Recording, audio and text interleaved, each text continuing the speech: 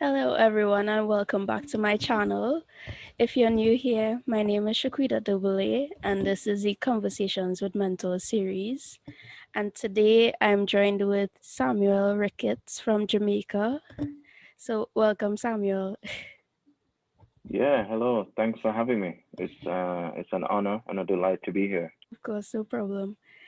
And for those of you who may not know Samuel, he has a pretty impressive track record. Um, At the moment, he's ranked 172 in the world in men's singles, and some of his notable achievements include being the current CAC Games men's doubles champion, along with Gareth Henry, and also the 2019 CAREBACO international champion. And in the recent years, he's also had podium finishes at the Jamaica, Suriname, and Panam individuals. So I got all of those right. Yes, pretty much. Yes. Okay. And are you down to play a fun game of rapid fire just to sort of break the ice? Sure. I've never played this before, so Do you prefer footwork or multi? multi. Europe or Asia? Ooh, never been to Asia, so I have to say Europe. Oh, okay. Cardio or weights? Cardio, 100%. Not a big weights fan. I wasn't initially growing up because I didn't really know the benefits of it, but I think within the last 2 years, 3 years, I've really ramped up lifting weights, and I appreciate it. But Yeah. running, jumping, throwing a ball, throwing frisbee, that's nothing can come against that. Okay. What is something viewers would be surprised to know about you? Hmm. Well, maybe two things. One, I have three sisters, all older, Oh, or I played the piano growing up, the piano and the trumpet oh whilst I wow. was growing up. Summer or winter? Summer. Are you a pineapple on pizza guy or no? No, no, no, no. When you started that, I was like, nope, nope, Okay, definitely not. I mean, something I can I'll eat agree it with. if someone feeds it to me. I'll eat it, but I'll never say, hey, I want a Hawaiian pizza. Yeah, No. same. Uh, Favorite day of the week? Hmm. Sorry. Hmm.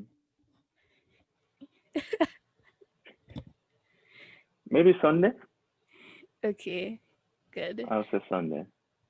Do you prefer texting or calling? Calling. Okay. Texting is too ambiguous.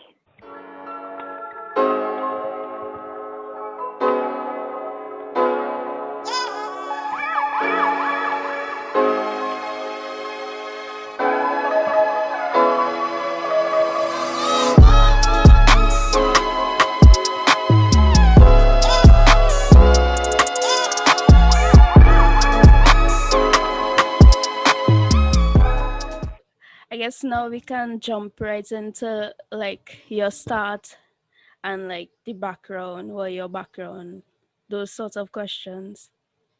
Yeah. So, what's your badminton story? Good question. So when I was younger, like most people in Jamaica do, we run athletics. So, Yeah. I was running 100 meter, 200 meter, all of those kind of stuff. And, you played a bunch of other sports, but running was quite hard on my body. Yeah. So my parents had some friends from church, and they knew like I was kind of like I was good at running, but it was physically like very harmful on my body. And Yeah. so they're like, hey, why don't our son plays badminton? Maybe your son can play as well, you know?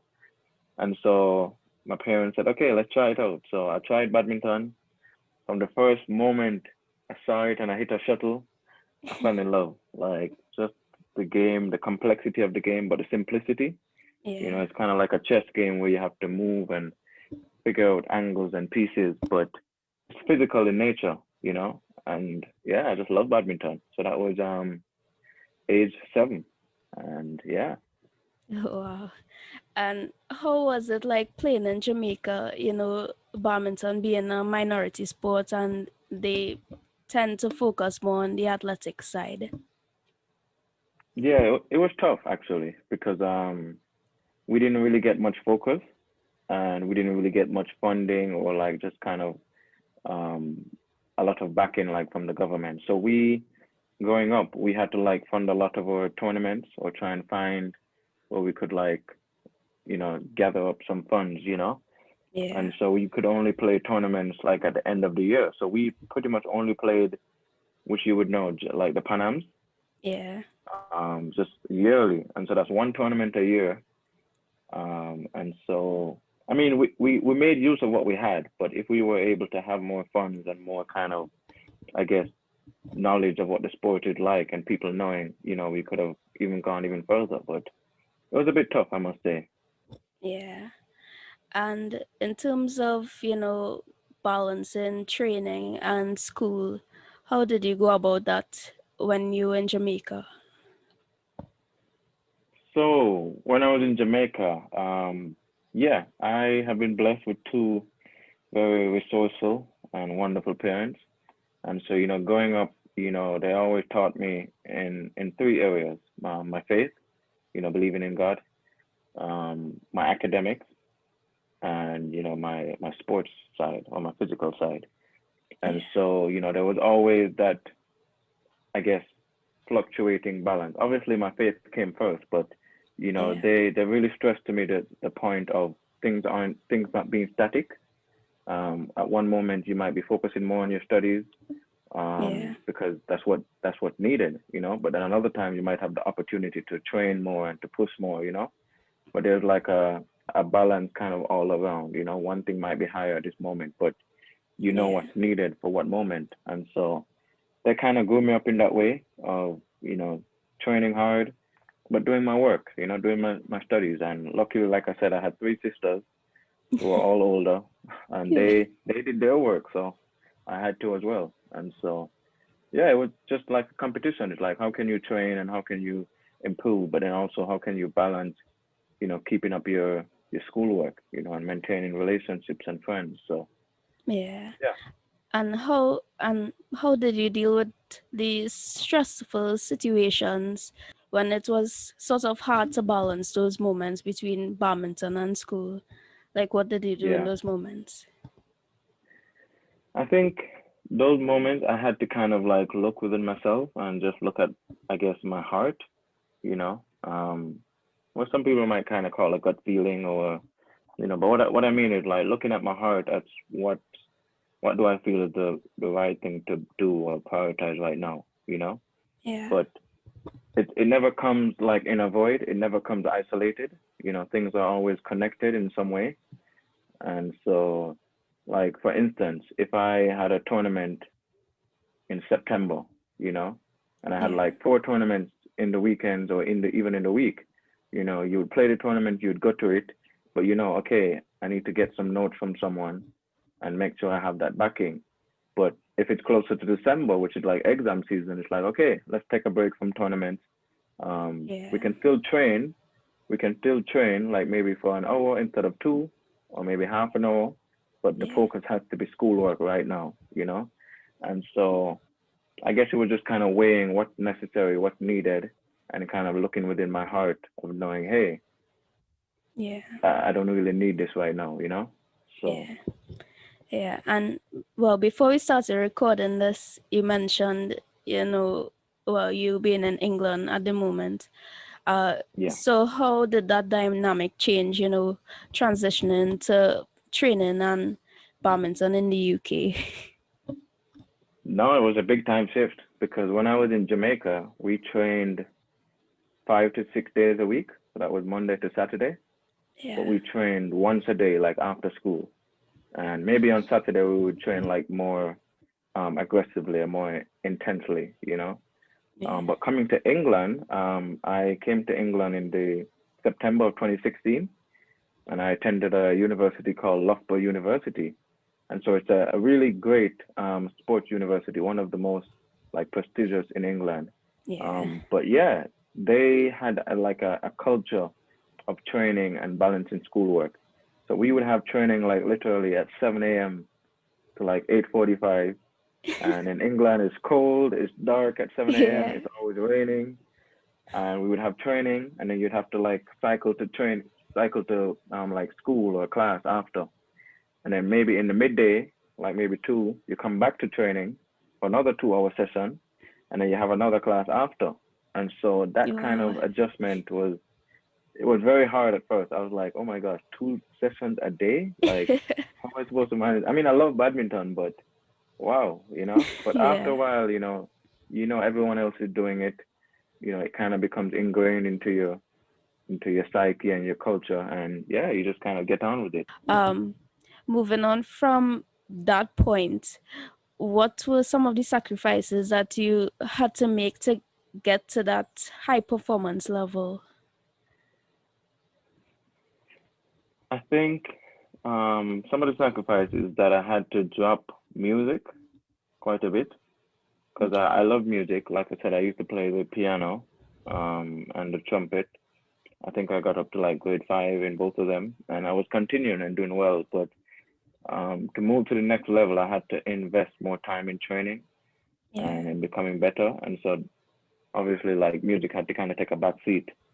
Um, but then just even other things, it's like I grew up and I had friends and we played games and hung out, but it wasn't as much as other people, you know. Yeah. There was never a time in my life where I would say, hey, I have this kind of space to like just hang out. As Yeah.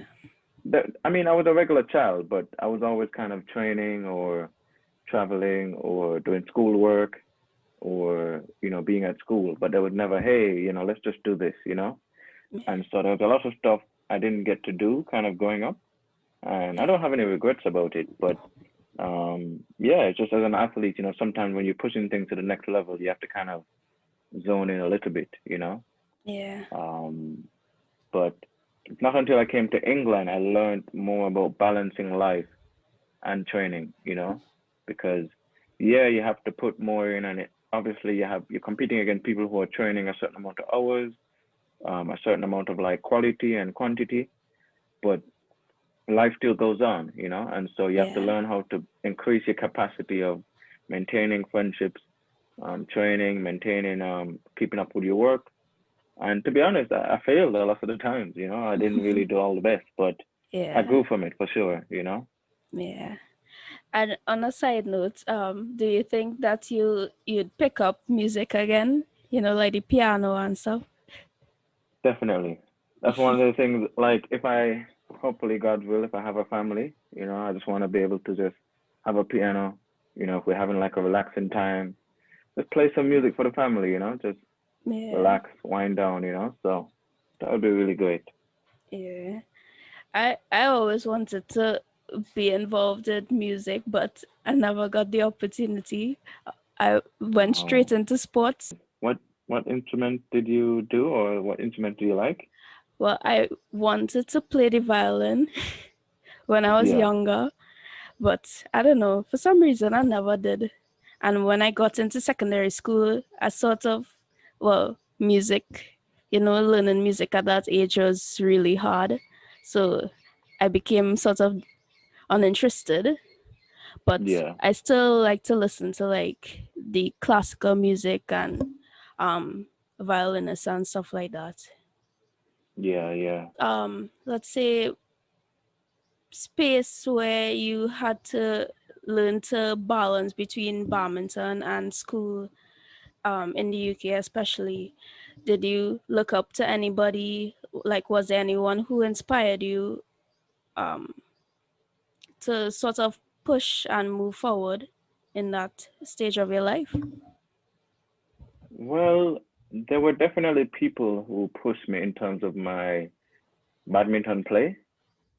And so what I mean is like when I got there, I mean I was okay, I was good, for a certain level. But when I got there, it's like most of the players, if not all, were better than me. Yeah, They were more technically gifted. They may not have had like as much drive as I did, as much fire, but yeah, they were better. They had a higher standard, and so they always pushed me. But I always wanted to see how I can offer them the best. Because yeah, obviously, if you're coming into like a good training situation, you want to be able to feed and to give and offer your best and offer a good standard and quality. And so that was kind of what was on my heart is that if I'm training with these guys, I need to get myself to a standard where what I give is good, what I give is of excellence, what I give is of a good standard. And yeah, that only comes if I give my best. yeah, And so that's what kind of drove me. And I had coaches that were really lovely, so many good coaches that taught me and just kind of, grew me in my kind of game and my kind of thoughts and kind of thinking. But if I'm to like fully answer the question in terms of balancing school, the school aspect came more from, I guess, my upbringing. And so for yeah, me, it's like I can be quite driven, but I'm never just driven in one area. I know things have to be driven together. It's like yeah, you live like a total holistic cubic life. If mm-hmm. your faith increases, if you're growing in your faith and your spiritual life, then that's supposed to like influence your training and influence your relationships and influence your friendships. Yeah, And so that's just kind of my view. And so yeah, it kind of just kept its own momentum going, if that makes sense. yeah.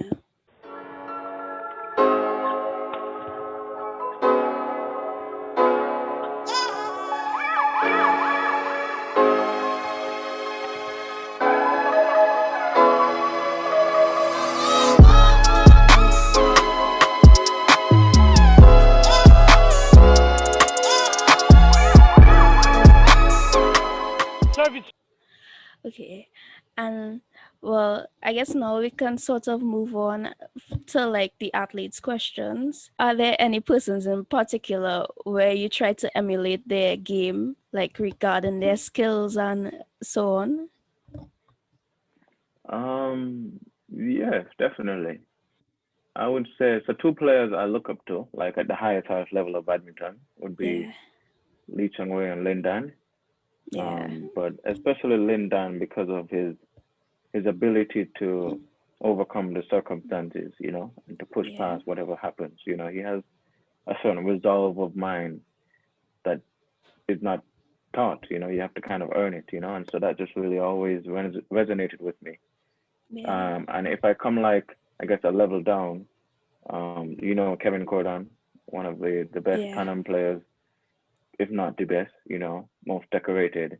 Yeah, he's always kind of influenced me, just how he plays, his smoothness on the court, how he jumps, but also his demeanor and personality. He doesn't seem to be a very arrogant or cocky person. Like he knows he's good, yeah, but he's able to have like a ruthlessness on the court, but off the court, yeah, he's a normal guy, a friendly guy. So yeah. Um, and if there's one more person, I would have to say Gareth Henry, which. So growing yeah, up, in Jamaica, we didn't really have Gareth would have been like one of the top guys while I was growing up. yeah, And so I remember one time he came back from Malaysia and the guy was literally jumping literally up to my head. I was like, wow, I didn't know people could play like this. And so obviously you saw him, you wanted to become as good as he is. You looked at him, you studied him, and yeah, eventually we became partners, and it's it's good. So yeah, And how was that experience? You two pairing up, because I mean, I saw you guys at, I think it was the Suriname International 2017. That was my first international, well, senior international, and I'm like, yeah, wow, you guys are so dynamic on the court, and it was against the Cubans. I think that was such an yeah, intense match. yes, yes. I remember that match. That match was. It was a good match. But Yeah. to answer your question, so here's the story. So so Gareth, you know, was always like kind of like the idol in Jamaica growing up, you know.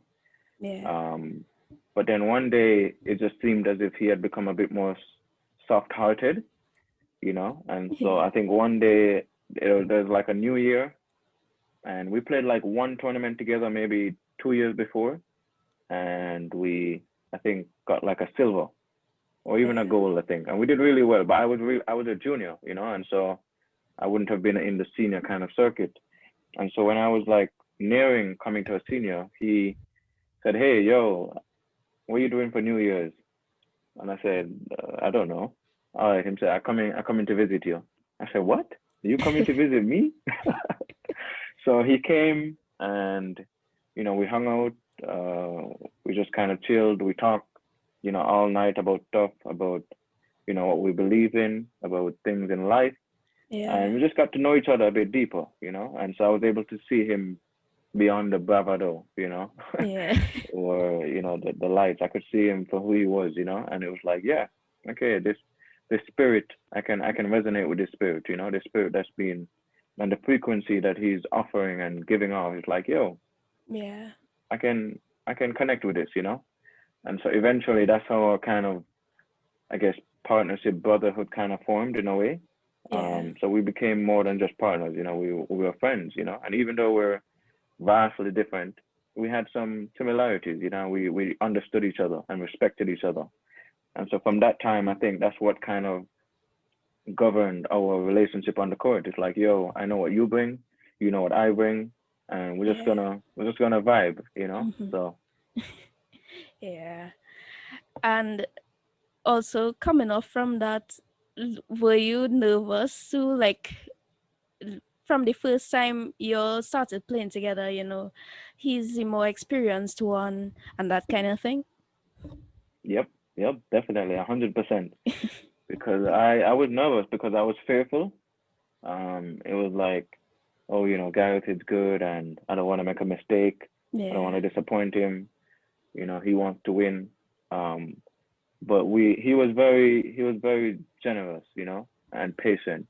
You Yeah. know, he was very kind and saying, "Hey, we're doing good. You know, don't worry, we're making mistakes, but we're improving." And he was always quick to like point out things and not shout, you know, or because like I said, he became a bit more soft-hearted. So I was able to open up and say, "Yo, okay, if you Yeah. can express this, I trust you," you know. And then from Yeah. that moment, it was like I had to start to see myself as good. I had to start to know what kind of dimension I brought to the game, you know, because if Yeah. I was always looking at Gareth and saying, "Yo, you can do this," then that's never gonna work. And so initially it was kind of tough, and I was nervous, and I made mistakes, and we lost games because of me. We lost the finals because of me. Um, but then there were times when I was like, "Yo, let's step up," you know. And eventually I became to step into maturity Yeah. as a young man and understand what I bring and to become more confident in myself, you know. And it Yeah. takes time. So Yeah. And yeah, yeah, and I imagine that's how you sort of started to build your confidence. So stemming from that situation, what were some of the other ways that you had to build your confidence? I think reading a lot of books helped. And Yeah. so I was always a deep thinker. And, you know, Gareth read some books and he had like a lot of books that he would share. But I was able to take that on and kind of dig a little bit deeper, you know. Yeah. And so I was able to dig deep and read and kind of, I guess, flesh out things in myself. Yeah. And, you know, my issue of fear is like, wait, why are you fearful, you know? Or is it, why is it? Is it rational, you know? And eventually, when you see that it's irrational and it's just inhibiting you, and, you know, even if you look at faith, you know, God doesn't give us a spirit of fear, you know, Yeah.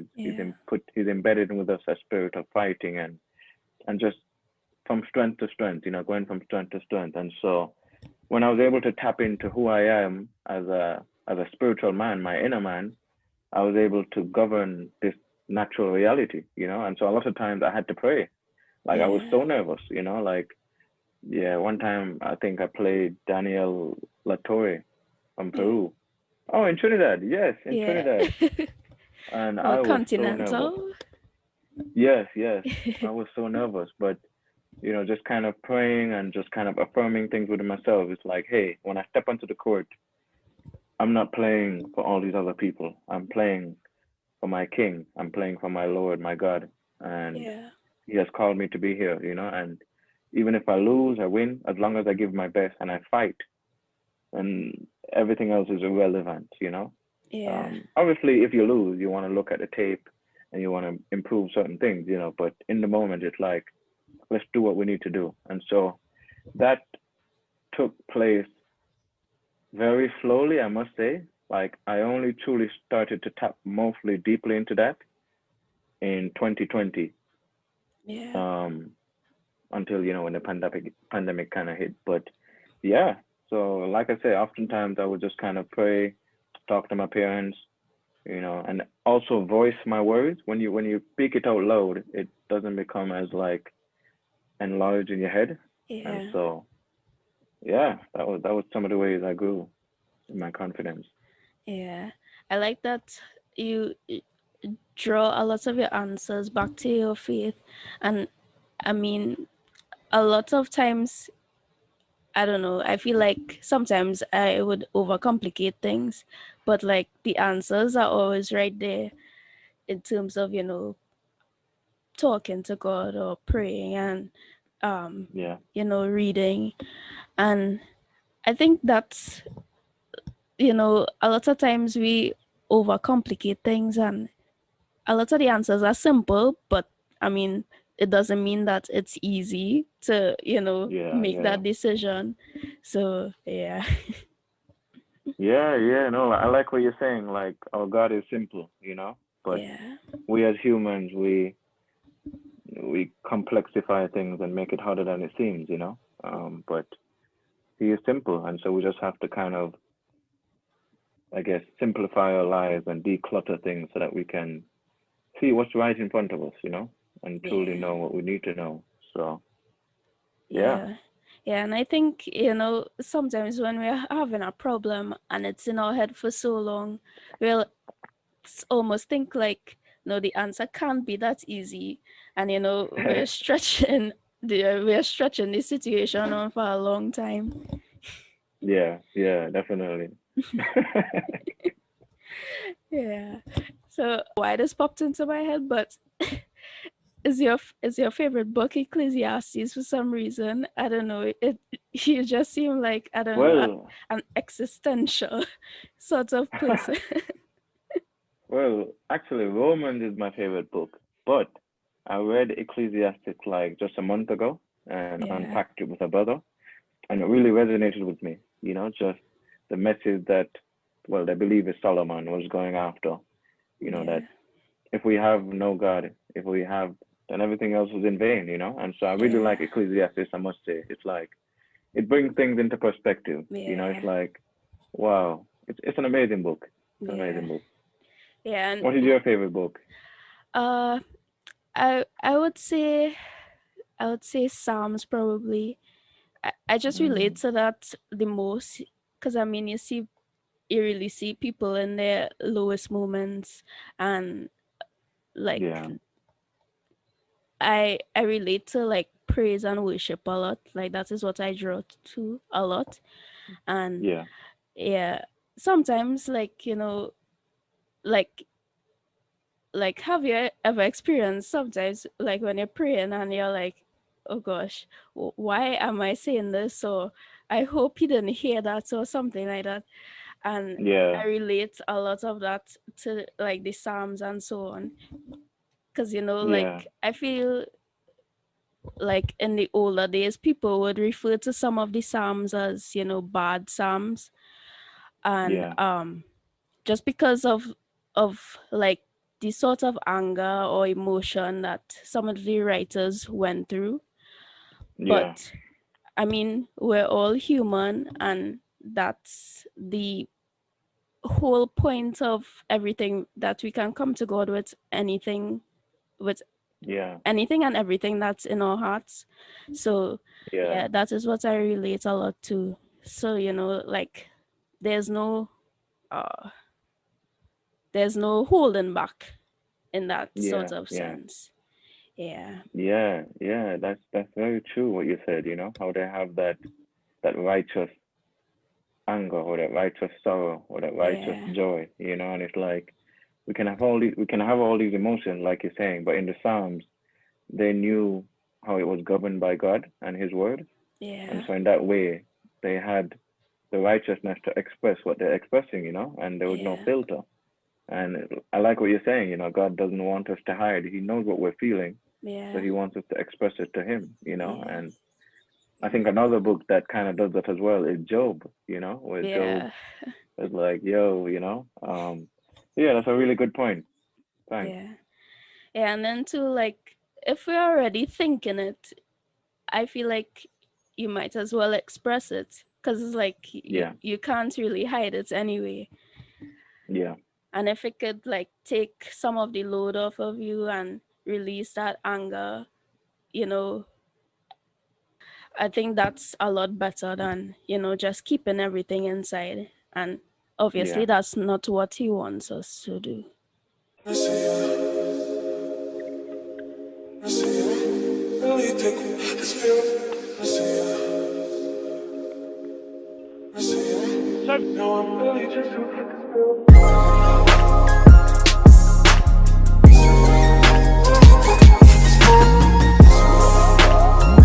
How do you cope when you've lost a tough match or a match where you thought you played below average? Well, I think I spent about 10 days not talking to anybody. I'm joking, I'm joking.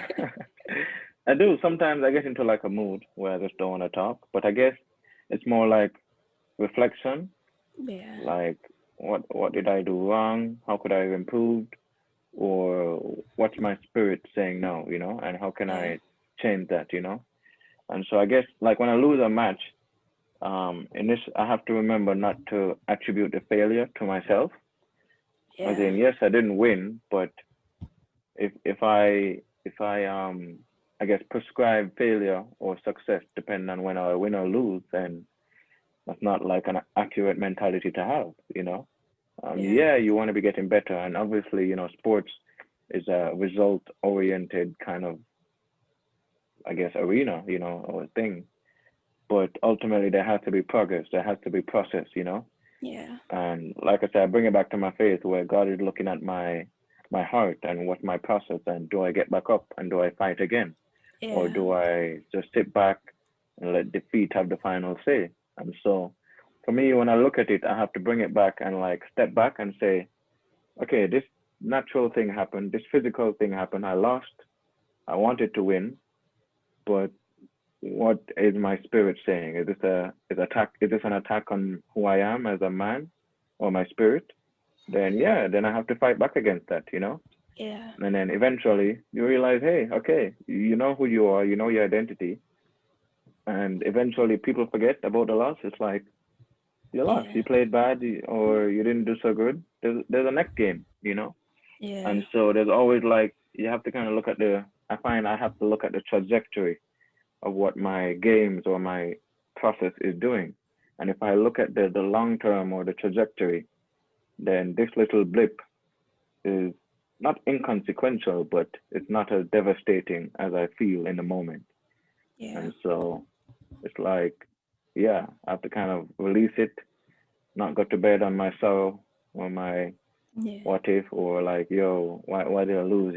But also express what I feel. Kind of like what you're saying about the sound, just express, hey, I lost and I didn't want to lose, but just kind of thinking about it. yeah. And I really resonated with the part where you talk about not tying, the failure of the match to like you seeing yourself as a failure. Because Yeah, feel like that was definitely a journey with me. Anytime I lost a match, like I would be in such a bad mood for hours, if not a couple days. And it's like Yeah, always dwelling on that. And it was really something that I needed to dig into and unpack, because I'm like, it's such a roller coaster anytime tournament season came around with all these ups and downs. Like, the only way I would be in a good mood throughout is if I won every single match. And a lot of yeah, times there would be at least one match where you would lose. So yeah. that's something that, especially with the pandemic, having a lot of time to think, I had a lot of time to think about that and try to find ways to um sort of improve in that area. Faute.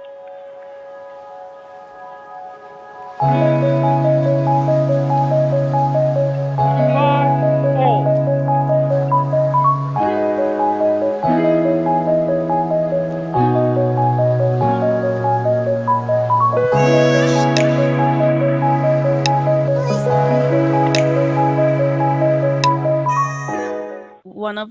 One of the other questions was, what's your biggest motivation that you think about when training or competing, and when training or competing gets tough? Hmm.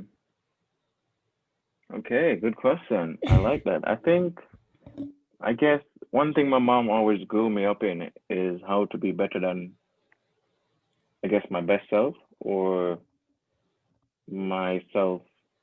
What my, again, as in what would I envision my best self to be giving now and Yeah, try to go past that.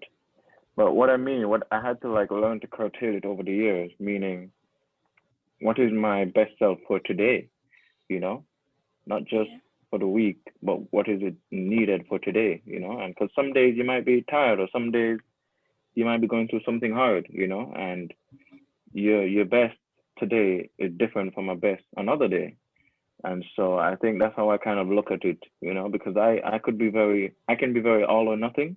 Like I yeah, want to go 100% every day, everything, And one thing I had to learn from my coach, Steve, who I trained with in Coventry, is that sometimes something is better than nothing, but also just turn up, like you want to be consistent in what you give, you don't want to yeah, be up one day for 2 days and then Thursday, Friday, you're just low. But even if you're tired Monday, Tuesday, Wednesday, and you come in Thursday, just turn up and let's see what we can do. Let's give our best, you know, yeah, and let's just turn up Friday. It's more the decision that you're going to do this and you're yeah, not trying to weigh what you can give before you give, which is something I would do. I would say, okay, I don't think I have it in me to give this amount. So maybe I shouldn't go to training today. That's what I used to do when I was younger. But then when I grew up, it's like, hey, no, I'll still turn up yeah, and just give whatever I have. I don't know what that is, but I'll give whatever I have. And so I think that's what kind of drove me when things are getting tough or when it's hard. It's like, let me just kind of stick it out and give what I do have. yeah. So you had to learn how to pace yourself in a way. Yeah, yeah, definitely. So what would your advice be to someone who's experiencing a bit of a mental block? Let's say when they're playing against the same person, or they begin to lose points consecutively. Okay. I would say, I guess if you're having a mental block, not to focus too much on the block, Yeah. because usually the block isn't the block. I know that's weird, but the point where the block is happening or you think it's happening, it's not all the time that's where it is. It's usually somewhere further down or something, just at another point. And Yeah. so sometimes I would say just to step back and try and look within yourself or look at what's happening and try and analyze it. But then also do what you can do. Because if you focus on the block, it's like that's what all of your attention is on now. And you're no longer focusing on the game. You're no longer focusing on giving your best. You're no longer focusing on honoring your opponent by giving them a good game. It's Yeah. like, oh. I'm just losing. I'm just losing. And so if you can focus on what you can do, it kind of gives a certain flow, a certain ease, where that block can just be unclogged just naturally by you just not focusing on it. And there are lots of times like where I had problems and I had situations where I was stuck, and it's like I'm just trying to beat my head against it, trying to figure it out. But the Yeah. moment I guess relented to that, it's there. It's like, hey, it just went away. And I don't mean magically, but it's like I could see it for what it is. Yeah. But like in the case of losing to someone quite a bit or losing points, it's just like, okay, don't think about the worst. Um, as in, obviously you have to be realistic, but think positively. Okay, I just need a point. Let me just try and get this point, Yeah. and then you work from there. But if you look at it like, oh, I've lost a run of 5 points. Oh, I could possibly lose a run of 7, a run of 8. Then now you're thinking negatively, Yeah. and you're pretty much, I guess, influencing that to happen. And so, yeah, there's a lot of times like I've lost points like a lot, and my coach just had to say to me, just play. As in, if you focus on losing or focusing on losing the point, then you're gonna lose points. It's a Yeah. part of the game. But just relax and enjoy the game. That's why we play. We enjoy the game. And so Yeah. these things, although we want to win and they exist and they're true and they're real, they ultimately take away from our joy of the game. We love the game. We want to play. We want to give good points. And those are good things to want. But sometimes these things can like become big magnified and they kind of distort, while we play. Yeah. And is there a particular situation that you remember pushing through those moments? Hmm. Yes, there are a couple. Well, let me see if I can remember. So if I go back to, I guess one of them would be the CSU games that you referred to earlier. Yeah. Um, and so Gareth and I, we, so you know how they have team events first Yeah. and then the individuals after? But Yeah. we played team events and I think we played Dom Rep and we lost to those guys. And we had kind of been beating them consistently and we lost to them, I think, in 2 sets.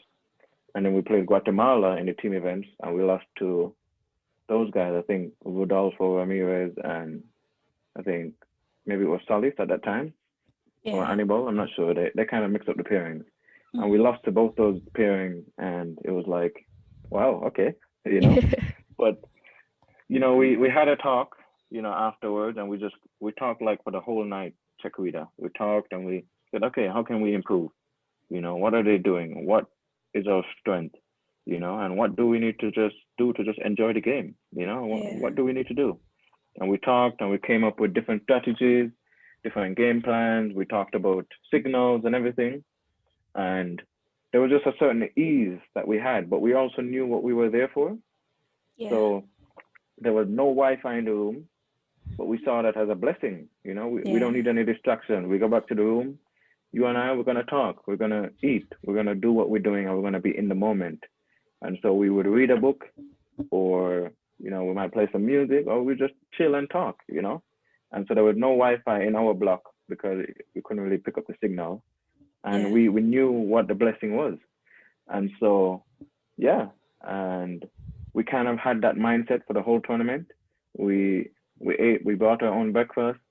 We didn't really eat what they were eating because we wanted to be a bit lighter. Um, Yeah. we ate healthy at lunch. We didn't eat heavy food. We ate light food. And then going into individuals, we knew, okay, we need to step it up. And so, as you recall, we won the semifinals against Guatemala in Yeah. 2 sets, which was really good because we completely changed the ball game on them. And then the finals, we knew we were better than Cuba, at least at that point, at least. Well, yeah. Yeah. But we won the first set quite easily. And the second set, we just lost focus and they won quite easily as well. But Yeah. it's more a fact that we dropped the ball. And so in the third set, you know how it goes. It's back and forth. It's a bit tight. and you suddenly start to say, hey, what if we lose, or what if, or Yeah. and I remember in the moment when things were really tense, and it was, I think they were up maybe 17-15. This is in the third set, and we're tense, things are tight. This is the championship on the line. One of the things Gareth talked about, and we talked about one of the nights, was, remember, we love the game. We want to have fun. That's why we play. We Yeah. want to win, but we want to have fun. And so I remember he was serving, and I just went up to him and said, yo, remember to have fun, you know? And then you could see like his shoulders relax, Yeah. he was like, he took a deep breath and he was like, relax. And from that moment, Shakrida, I know we were going to win. I knew, like, I just knew it, because I could see him relax. I knew what it meant to him. Yeah. And it also infused me with a sense of calm. And so there was a lot of chaos going. There was a lot of cheering. There was a lot of points and close calls, but we were totally calm, like in the midst of the storm. And so Yeah. we knew we were going to win. But we persevered and we pushed, And so I think that's one of the moments I can go back to, how Yeah. your mind and your spirit can govern just your sphere. Yeah. And I imagine that you probably saw the silver lining as well, with having team event first, so you could sort of reevaluate everything. Yeah, definitely. No. Yeah. Yeah. Because we knew we weren't going to win team events or anything. Yeah. I mean, we didn't have like the strength of a team to achieve that. And so for us, we knew what we were there for. Yeah. I guess that's one of the lessons probably that you learned for that trip. But I would sort of redirect that question and ask you, what do you think is one of the most important lessons that you've learned so far from badminton? Hmm. I would say just the whole principle of never giving up, Yeah. of knowing who you are and not letting your circumstances define you, you know? Yeah. And I guess the thing is like you said, learning to give your best and learning that something is better than nothing. Because like I said, I was always all or nothing. But it's like, hey, what can I give today? And I'll give that. Yeah. And so badminton taught me how to push past my doubt and my fear and just the irrationalness of just doubting myself. But then also learning that, hey, I love the game and I want to meet new people.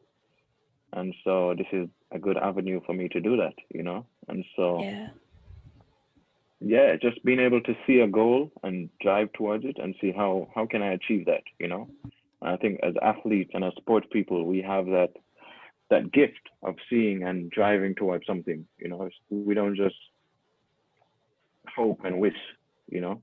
It's Yeah. like you have to go out and you have to change your destiny, like literally change your reality, change your destiny. You have the power. As Yeah. in, and I know God is obviously omnipotent, but He gives us the ability and the creativity to govern our lives and our world. And so I have to take that up and I have to go out and get that. And Yeah. so I think that's one of the biggest things I learned from sports is like, I need to get up and I need to go. I can't just sit down. I have to get up and go.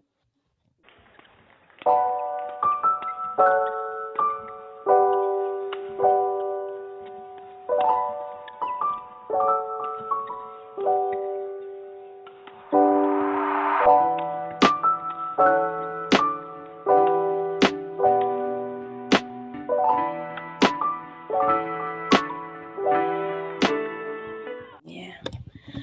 Okay. Now we're just gonna jump into some of the lighter questions. So, what would you say is your least favorite part of training and your favorite part of training? The physical parts. My least favorite part is defending, literally. Really? I mean, I like double defending, but singles defending uh, is the worst thing ever. Because you have to dig and you have to twist and you have to turn. I'd rather be the one attacking. I love to jump. I love to be in the air. I love to be hitting downward shots. So I'm the I would say complete defending. opposite.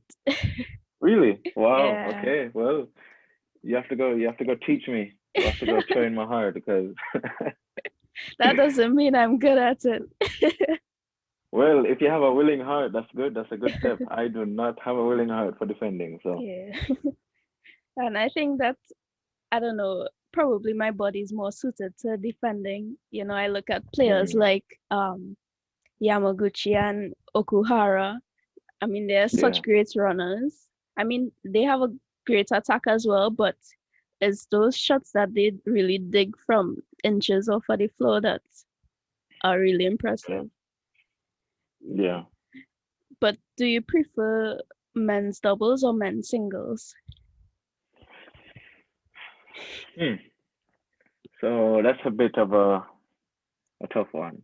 So initially growing up, always men's doubles Yeah, because I love partnering with someone and just connecting and building.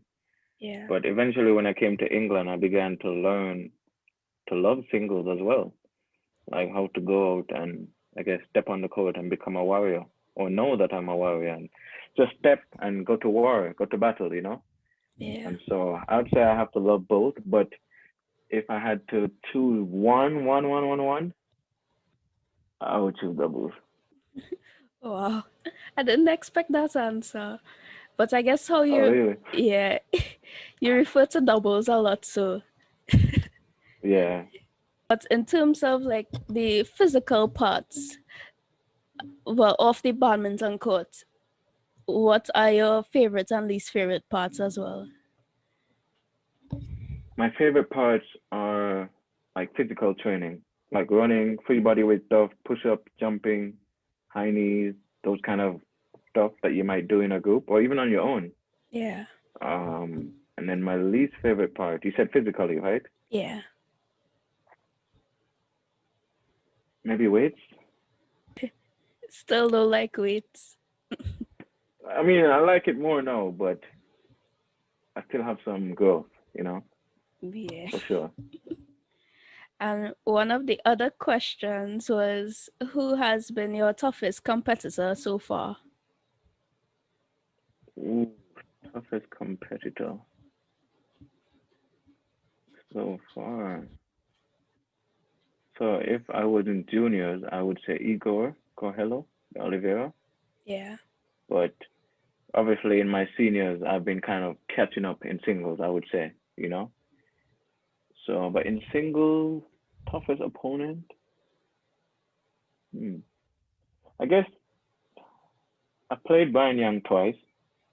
He's a really good yeah, player, really great player. I've lost twice, but I'm yeah. hoping to catch him soon, you know. Yeah. And what So yeah, I'd say Brian Young. and what about doubles? Doubles, definitely the Guatemalans, Yeah. definitely. I mean, we've had some really good battles with Cuba, but we mostly come out on top, except for the one time, the travesty that was Pan Am game. But yeah, Guatemala for sure. Like those guys, yeah. Yeah, And they have such good spirits as well. Like the way how they play the game, really good guys, you know. So yeah. And you mentioning Pan Am games just now. Uh, what was your experience playing a multi-sport event? well, I've had a few, but it's really amazing just to be able to play for your country, play for yourself, to play with your team, and to know what that represents. How much work you put into training, and to Yeah, know that people are coming to see you and to enjoy the game because they love it. But it's no one person is ever more important than the other. So the fans, the volunteers, the organizers, the players all play a role into the beauty of our sport and our games, and that all comes together. yeah, So we're all stakeholders into the beauty of our game. And so whenever you go to these games, you see it and you feel it. When you step in, you're like, wow, I feel this. And I just want to go out and give my best. I don't have to win or to lose. As in, obviously, I want to win. I'm always going to try to win, but my first thing is to give my best. And yeah, you feel compelled to do that. And so when I went to the Commonwealth Games as well, it's like, wow, you feel the buzz, the electricity. So, Yeah. And also, what is your favorite part of the training and competing and traveling experience? hmm, I guess I like training. Training with a group, training with like your friends, and building together. And then also I kind of like traveling, with a group. Although I do sometimes like traveling by myself. But when you're training with like a group and you travel with them, you can feel, I guess, that connection. And you're going to try and achieve a purpose and a goal together. Yeah. And so it's always nice when you can go to a tournament and to a event and you're traveling with people you know. And Yeah. so I think that's the biggest thing: going with people you train, training with them, traveling with them, cheering them on, them cheering you on. Yeah. It's a good experience. And what would you say your favorite part of representing Team Jamaica is in badminton internationally? Hmm. I guess the vibes of our people, Yeah. we're bold people. We're people who we don't really worry about what people think. And so for me, when I was growing up, I did kind of worry a lot what people thought. But having that Jamaican kind of culture of boldness and just, we're just gonna do our thing. We're just gonna play and have fun and win. Yeah. We're going to win. Even if we know we could never win, we say, we're going to win. But we Yeah. spoke it into existence. We that, I guess, framed our training and framed not just the event, but afterwards, how much we trained after. And so I guess there's that kind of spirit of the Jamaican people who we know we're a small country, but we're talented, we're gifted, and we know what we can bring. And we know we're not smaller than anyone. We have big hearts. We might not have like a big team like Canada or USA or Mexico or Guatemala, but Yeah. we're coming to run road. Yeah. I think that resonates throughout all the sports in Jamaica, and Yeah. sometimes when we go to like competitions and so on and we see Jamaica and it's like, wow, you guys seem to be so fearless, and it's like you go on court and it's like you're owning the court and everything. Yeah. No, thank you. Appreciate it.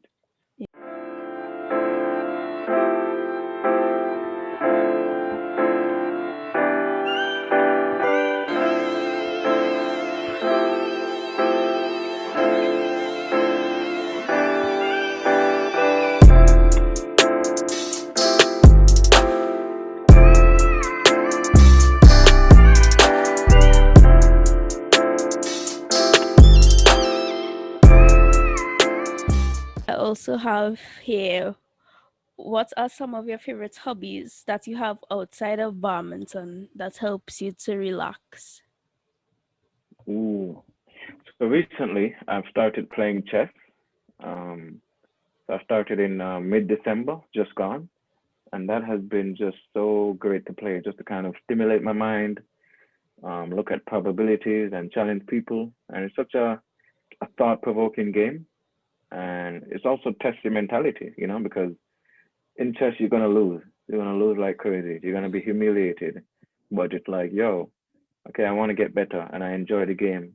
Yeah. And so that's one of the things I've been doing, playing chess.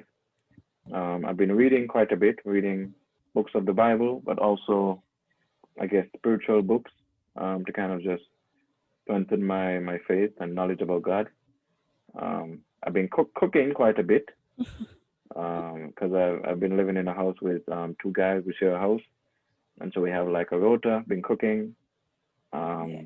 meeting up with friends in community, Yeah. and yeah, that's pretty much my kind of hobbies. And any favorite book so far? Um, so one of the books I really love is an athletic book called the the Mindful Athlete. Yes, Oh, okay. the Mindful Athlete. I think it might be by George Mumford. I may be wrong, but that's a really good book that has helped me grow in my, I guess, thinking and mental kind of cognition. Yeah. A nice spiritual book that Even if you don't believe, anyone doesn't believe, it's still a good book to read. It's called Oh, yeah. Crash the Shutterbox. Crash Oh, the Shutterbox. Yeah, yeah. by Steve. Ivan Furtick. Yes. Oh, you know it. Yeah, I bought the Have you book read it? recently, but I haven't Yeah. read it as yet. Yeah, I'm Ah, you still need on to get another on it. book. Oh, okay, okay, yeah, yeah. I know Yeah. that. I know that conundrum. Um, yeah, and I read books here and there. So those are the main two books I can say, hey, for sure. But the other books that are nice are like The Seven Habits. And a couple of the last questions were, what has been your most memorable tournament experience so far? Ooh, I would say maybe my last year in Junior Panams, under 19. And so what happened was that was my last year, but I had put in like a significant amount of training and balancing school and pushing and waking up early to study. And yeah, it was just an amazing year because that time we didn't have as much people training with us. And so I was Yeah. sometimes the only one training with my coach. But it was like, hey, let's go, let's push. We know what we're going for. And so coming to Panams, there was a lot of niggling injuries that kind of came up. But it was like I felt in my spirit, hey, let's fight. We know what we put into training. And so that year, I was able to get a gold medal in doubles with my partner Sean Wilson, and in singles, second. I lost to Tim Lam in the finals, but it was a really good experience. Yeah. But even then, on top of that, what was really great was the unity of our team. And so we almost got a gold medal for team events, which is the closest I Oh, think any Jamaican team has ever yeah. gotten in Junior Panams. And we were really close, like literally just a few points away from beating Mexico to get third. But we were a team. Everyone supported each other. Everyone loved each other. Yeah. And I think that was the most kind of joyous kind of trip I've ever been on, where everyone was for each other. There was Yeah. no kind of animosity on the team.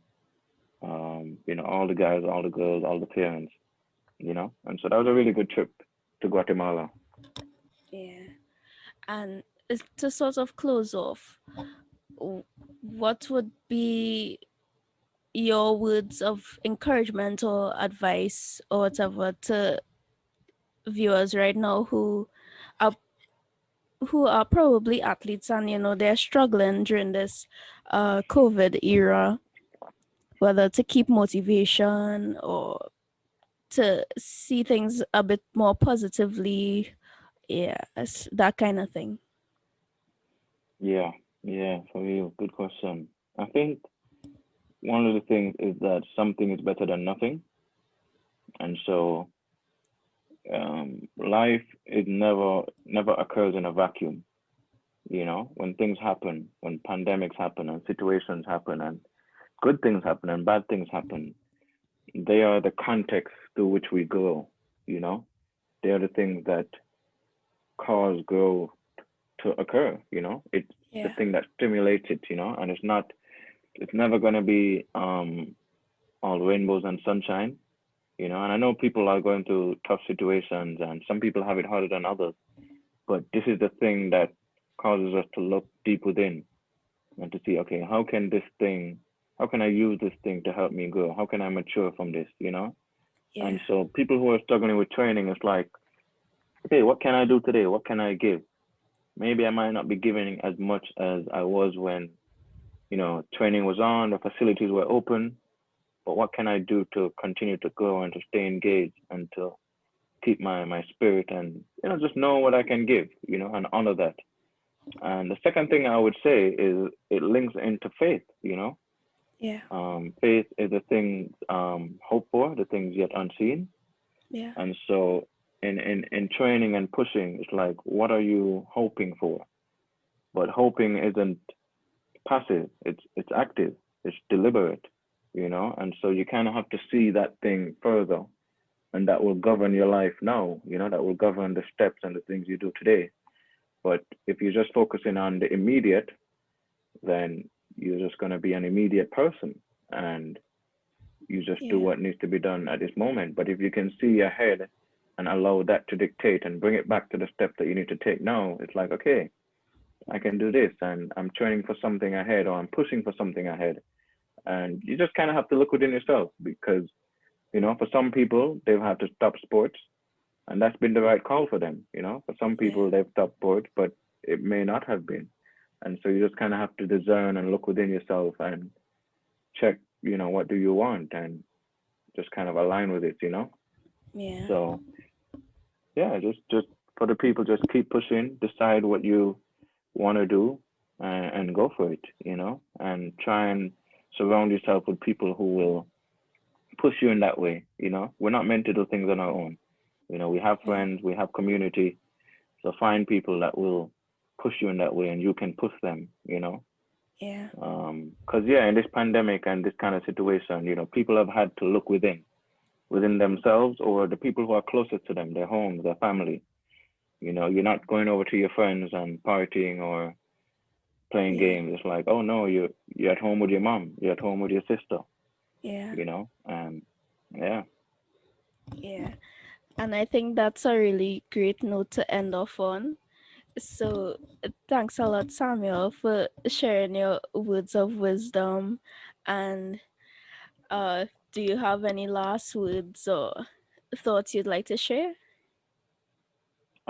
Yeah, I guess I just want to encourage you, because the way how you're driving to better and improve yourself.